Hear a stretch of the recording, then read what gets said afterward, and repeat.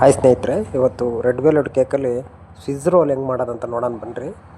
ನೀಟಾಗಿ ಹೇಳ್ಕೊಟ್ಟಿದ್ದೀನಿ. ಹೊಸಬ್ರು ಯಾರಾದರೂ ನೋಡ್ತಿದ್ರೆ ದಯವಿಟ್ಟು ಸಬ್ಸ್ಕ್ರೈಬ್ ಆಗಿ. ಹೊಸ ಹೊಸ ಐಟಮ್ ಹೇಳ್ಕೊಟ್ಟಿರ್ತೀನಿ. ಒಂದು ಅರ್ಧ ಕೇಕ್ ತಗೊಂಡಿದ್ದೀನಿ ರೆಡ್ ವೆಲ್ವೆಟು. 5 ಲೇಯರ್ ಕಟ್ ಮಾಡ್ಕೊತಿದ್ದೀನಿ. ಚೆನ್ನಾಗಿರುತ್ತೆ ಟೇಸ್ಟು. ನೀವು ನಿಮ್ಮ ಅಂಗಡಿಯಲ್ಲಿ ಮಾಡ್ಕೋಬೋದು.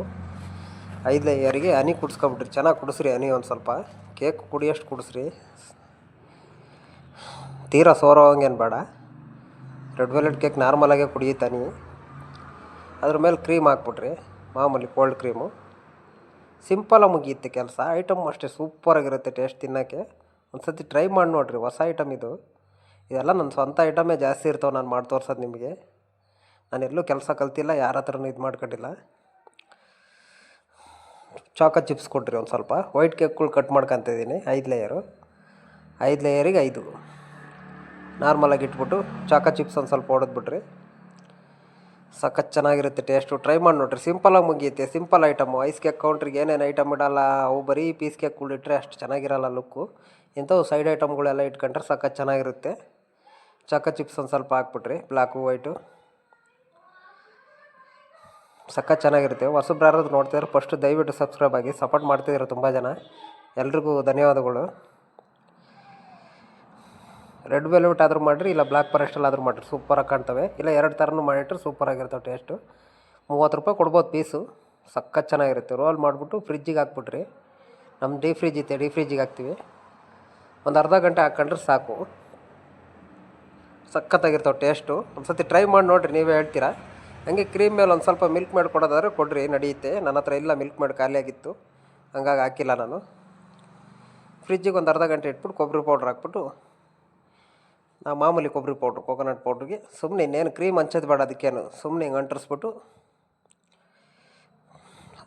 ಇಟ್ಕೊಬಿಟ್ರಿ. ಸಖತ್ ಚೆನ್ನಾಗಿರ್ತವೆ ಟೇಸ್ಟ್. ಒಂದು ಟ್ರೈ ಮಾಡಿ ನೋಡಿರಿ. ಹೊಸ ಐಟಮ್ ಇದು, ಯಾರೂ ಮಾಡಿಲ್ಲ ಈ ಐಟಮು. ನೋಡಿರಿ, ಸಿಂಪಲಾಗಿ ಮುಗ್ದೋಗುತ್ತೆ. ಸಣ್ಣ ಅಂಗಡಿರು ಮಾಡ್ಕೋಬೋದು. ಪೀಸ್ ಕೇಕೆಲ್ಲ ಮಾಡೋಕ್ಕೆ ಟೈಮ್ ಜಾಸ್ತಿ ಹಿಡಿತಾ ಇರುತ್ತೆ. ಇವು ಸಣ್ಣ ಪುಟ್ಟ ಸೈಡ್ ಐಟಮ್ ಆಗ್ತವೆ ಕೌಂಟ್ರಿಗೆ, ಕೋಲ್ಡ್ ಕೌಂಟ್ರಿಗೆ. ಸಖತ್ ಚೆನ್ನಾಗಿರ್ತವೆ ಟೇಸ್ಟ್, ಹಂಗೆ ಇರ್ತವೆ. ಸ್ವಲ್ಪ ಟ್ರೈ ಮಾಡಿ ನೋಡಿರಿ. ಹೊಸಬ್ರು ಯಾರಾದರೂ ನೋಡ್ತಾಯಿದ್ರೆ ದಯವಿಟ್ಟು ಸಬ್ಸ್ಕ್ರೈಬ್ ಮಾಡಿ.